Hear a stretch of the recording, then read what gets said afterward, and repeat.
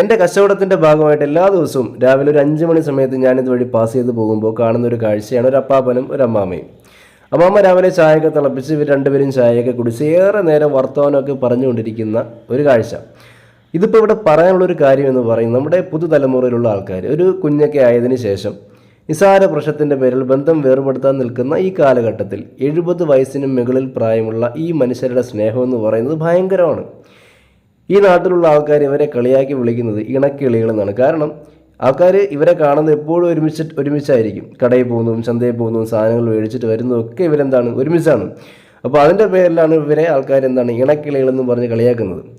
അപ്പോൾ എനിക്ക് ചോദിക്കാനുള്ള ഈ പവിത്രമായ ഭാര്യഭർത്തൃ ബന്ധം ഉപേക്ഷിച്ചിട്ടുള്ള അല്ലെങ്കിൽ ഉപേക്ഷിക്കാൻ തയ്യാറായി നിൽക്കുന്ന ആൾക്കാരോട് ചോദിക്കാനുള്ളത്, ഓപ്പോസിറ്റ് നിൽക്കുന്ന ഒരാളുടെ ഏതെങ്കിലും മോശപ്പെട്ട സ്വഭാവം ആയിരിക്കാം ബന്ധം വേർപെടുത്താനുള്ള കാരണം. അപ്പോൾ ഞാൻ ചോദിക്കുന്നത്, ഇതേ മോശപ്പെട്ടൊരു സ്വഭാവം അച്ഛനോ അമ്മയ്ക്കോ സഹോദരനോ സഹോദരിക്കോ ഉണ്ടെങ്കിൽ ഇവരുടെയൊക്കെ ബന്ധം വേർപെടുത്തും, അതോ അതിനെ ക്ലിയർ ചെയ്ത് അവരെ ഒരുമിച്ച് ജീവിതത്തിൽ ചേർത്ത് പിടിക്കും? അങ്ങനെ ബന്ധം വേർപെടുത്തിയ അച്ഛനും അമ്മയും വെവ്വേറെ കുടുംബങ്ങളായി സന്തോഷമായിട്ട് ജീവിക്കുമ്പോൾ കൃത്യമായിട്ടുള്ള പഠനങ്ങൾ പറയുന്നത് മാനസിക നിലയിൽ ഏറ്റവും പിന്നോക്കം നിൽക്കുന്നത് ബ്രോക്കൺ ഫാമിലിയിലെ കുട്ടികളാണത്രേ. അപ്പോൾ അത്തരം കുട്ടികൾ ഉണ്ടാകാതിരിക്കാനെങ്കിലും നമ്മുടെ ഈ അപ്പാപ്പനെയും അമ്മാമ്മയും പോലെ നമ്മുടെ ഈ കാലഘട്ടത്തിലെ ആൾക്കാർ ഒരുപാട് കാലം സന്തോഷമായിരിക്കട്ടെ എന്ന് പ്രാർത്ഥിക്കുന്നു. ഞങ്ങൾ കല്യാണം കഴിഞ്ഞ് മരിക്കുന്നവരെ ഞങ്ങൾ രണ്ടുപേരും ഒന്നിച്ചേ കഴിയും.